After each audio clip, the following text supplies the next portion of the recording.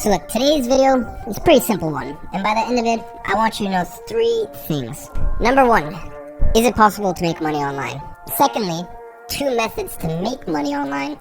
And lastly, the best way to make money online this year. Now, if you don't know who I am, my name is Magento, and I'm actually a 21-year-old self-made millionaire entirely from the internet. And as much as I like to portray myself as uber masculine, look at these hands. These hands have never picked up a box or a tool in their entire life. So because I wasn't very practical, good with my hands, and I knew I definitely wasn't going to be some professional athlete or something like that, I had to use this. And it's not exactly like I was set up to succeed. Tough childhood, single mom, yada yada, you've heard it before. I mean, I didn't even finish high school. So when I tell you everything today, it comes from actually 5 years of experience in this industry, starting my first online business when I was 16 and still in school. So let's go ahead and confront the first question. Is it possible to make money online? Now, I'll give you the answer straight away.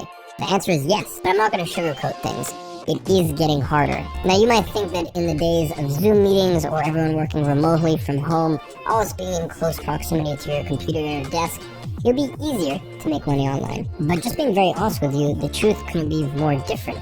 Because anyone can start an online business, a lot more people are trying. So just having a computer, access to the internet, and rudimentary knowledge isn't going to cut it these days. So let's talk about 2 ways to make money online. Now let's talk about some very basic economics. There are really only 2 things that can be exchanged for money, for the most part. There are some outliers. Goods and services. The clothes on your back, the food that you eat, and the phone in your pocket are all goods. Your university professor, the woman who cuts your hair, or for example the airline that takes you from place to place, that is an example of service. Now if you're looking to make money online, you really have 2 options. You either offer a service or a good. Now let's start off with goods first.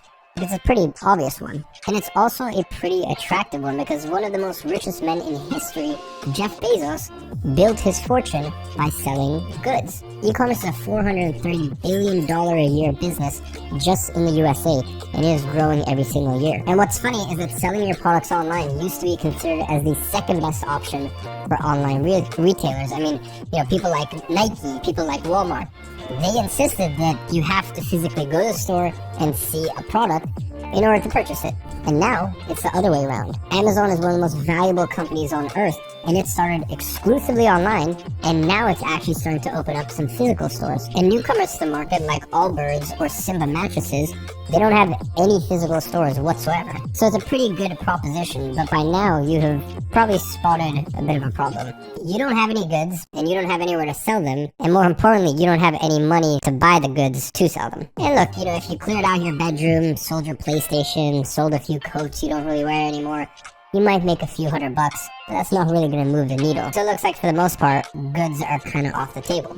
But what about services? Of course, on the internet, you can pretty much buy any service in the world that you want. So let's look at some of the services that you could personally offer. For instance, did you know that there are hundreds of companies that will personally give you, a few dollars, $5, $10, even up to $20 for every survey that you fill in? Also, there is no end to the menial tasks you can do online in return for a fee. Audio transcription, following and unfollowing on Instagram, creating of spreadsheets, you name it. And let's do this right now.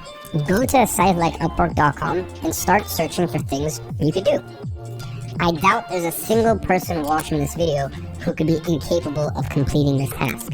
Respond to the post, give them a quote, and you've made money online. It's that easy. So far, it looks like providing a service is a clear winner. It's a better option, doesn't it? Well, there's another problem. You see, for every one of these jobs, there are thousands of people who are desperate to do the same thing, and more importantly, are willing to undercut you. Seriously, these jobs are so oversubscribed that you might spend the entire day looking for a job and not find anything. And here's the hard truth. These jobs don't pay much, so sure, you could, do this stuff online, but at that point, you're actually better off working at Burger King. So now it's time for the final question.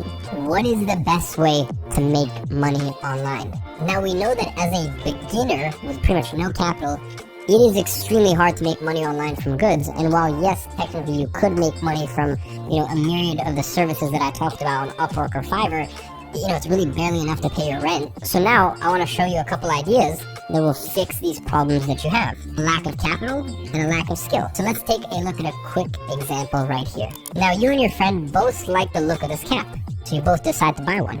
Now your friend sends you $35 to your bank account to buy the cap. Now you use your card to buy it and input his home address for the cap to be delivered to. And in that moment, you've pocketed a difference of $2.01. Now this might not sound like a lot to you, but consider in that moment what you've done. You just made money online by selling goods with zero outlay. You didn't have to pay for goods in the first place. You didn't have to pay for their delivery. You were really just the middleman. And the best part about this process is it took no more than 5 minutes. And if you can repeat this process hundreds of times a day, well then hypothetically you can make a couple $100s a day. So it's a mystery how more people aren't doing this. Well, of course they are. It's called dropshipping. And if you've looked into how to make money online, you've probably already come across this. And it's not always as simple as finding a friend who is willing to pay over the odds for a baseball cap. Dropshipping at scale involves creating brands and websites and selling via online marketplaces like Alibaba. For example, you could sell braided iPhone chargers.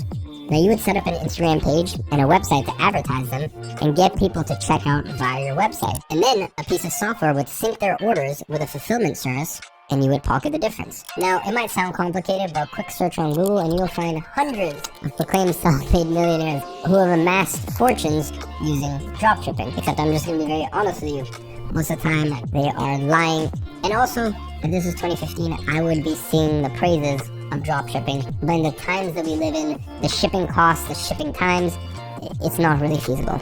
And don't get me wrong, I'm not saying that it's not possible to make money via dropshipping and that everyone who says they are is a fraud. In fact, I have many friends who make millions a year, and that's profit. So that means that their stores actually make multiple 8 figures a year because the margins are tiny. But nonetheless, they still make millions. It's just an insane operation. Quite frankly, dropshipping isn't hugely profitable until you do it at scale.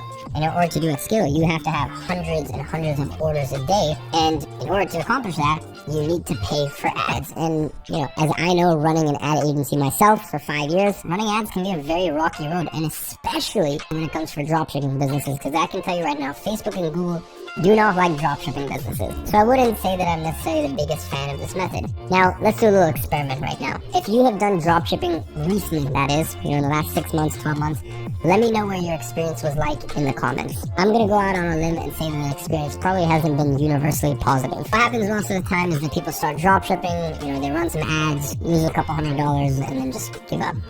Hold up, real quick, because unfortunately, the YouTube algorithm likes punchy, short videos, and I would have loved to give you an hour worth of content in this video and be a little bit more specific with everything I'm telling you. But that is a big no-go on going on YouTube. That is why I left a full case study how to go from 0 to 10K a month with your agency, everything broken down.